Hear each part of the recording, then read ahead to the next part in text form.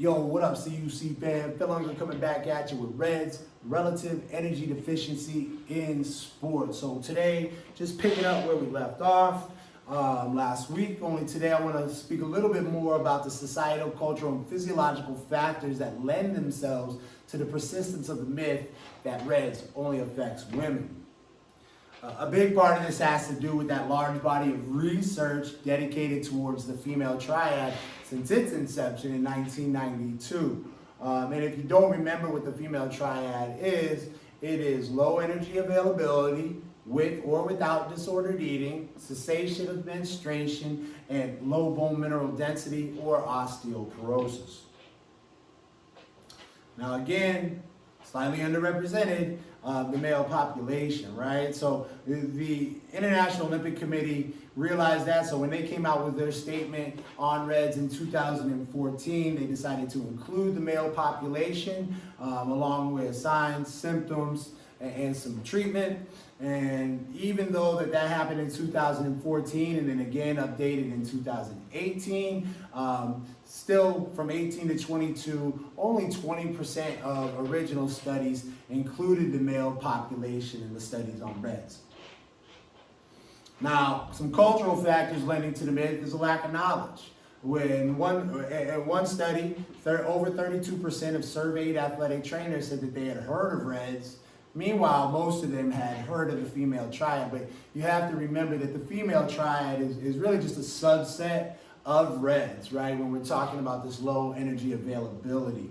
And also misinformation, and I think this is a problem in so many different areas in our lives today, right? But 83% of college athletes said that they got their nutritional information from social media, internet sources, athletic trainers, and or sports coaches, right? And as you can see in that lack of knowledge piece, 32.8% of athletic trainers said that they hadn't heard of Reds, right?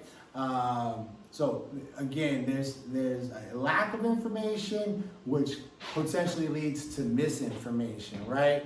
Other things are the internal and external pressures that a lot of people feel, okay? And kind of being a part of body composition sensitive sports. So you think about kind of more of these endurance-based sports, weight class sports, or sports where the perception of leanness equaling performance, okay, puts a lot of pressure on these athletes, and you know, to some degree, I think the female population probably feels this a little bit more, right? Although disordered eating or eating disorders are more on par with each other in reality when it comes to the population dealing with, you know, inside that athletic population versus that general pop. So this is probably another contributing factor to the myth.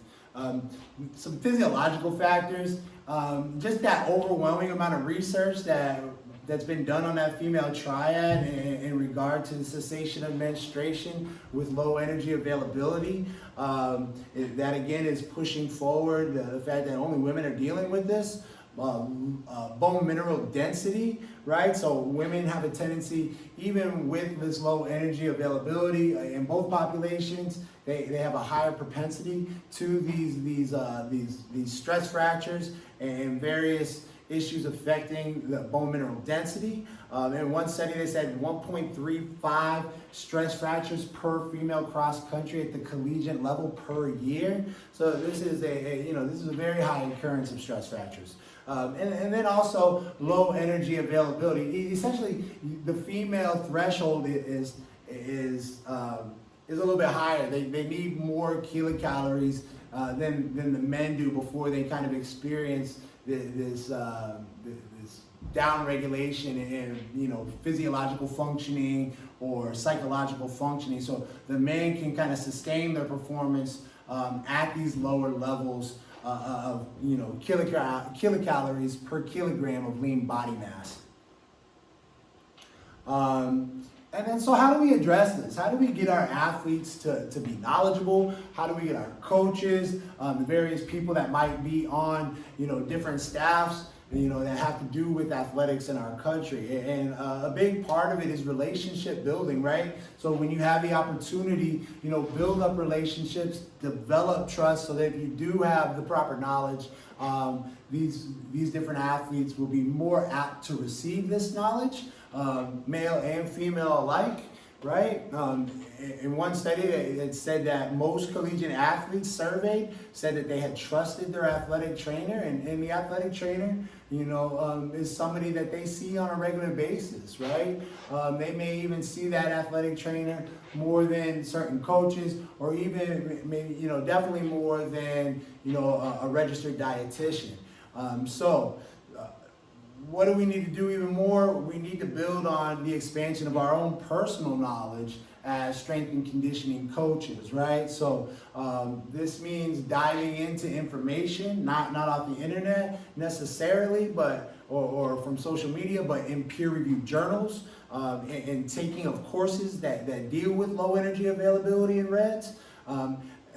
Taking this to our training staffs if we have staffs, right? So making sure that they also are in the know. So if I'm a strength and conditioning coach, I'm informing the various sports coaches that I come in contact with, and having good conversations and potential trainings on this topic so that we can more readily reach these athletes who are in desperate need of this information, right? Also incorporating handouts with nutritional information, signs and symptoms on them, and even potentially supplying them with surveys that allow us to kind of keep tabs on them and keep them in the know and be on top of, any long-term energy availability issues that might be arising, right?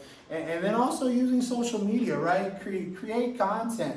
Develop a following, right? You have so much to offer if you're in the know. If you are really truly informed, we can have these personal relationships with individuals, but we can also kind of reach outside of our little realm, whether it's it's on campus or in the gym or whatever it might be, and we can reach people outside of there and other gyms and on other campuses, coaches, athletic trainers, strength coaches, the like, right? So we really need to stretch our reach more in regards to sharing our information. Now, what's my personal approach? My personal approach to kind of increasing this awareness is the approach I take to coaching in general, right? Is that I develop transformative relationships and not transactional relationships. I'm not just training you, getting you out, collecting a paycheck, whatever it might be, but I'm truly invested in you as a person. I care about you.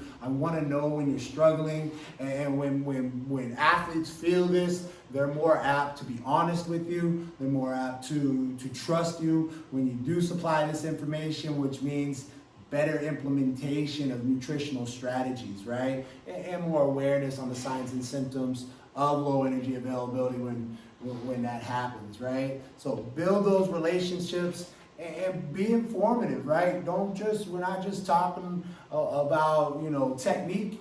We're talking about the recovery piece, right? We're talking about the whole athlete. And when we do this, we really begin to develop the athlete a whole lot more, right? We're making them not just somebody who comes in and pumps out the weights, does the conditioning, plays the sport, but they are walking away with a whole wealth of information that they can use to stay healthy, and they can impart on other people as well who may not get to talk to you, who may not see your social media page, but they got to talk to somebody that you touch. So I think we're really, when we can add more links to the chain reaches a little bit longer. So that's RED-S in a nutshell.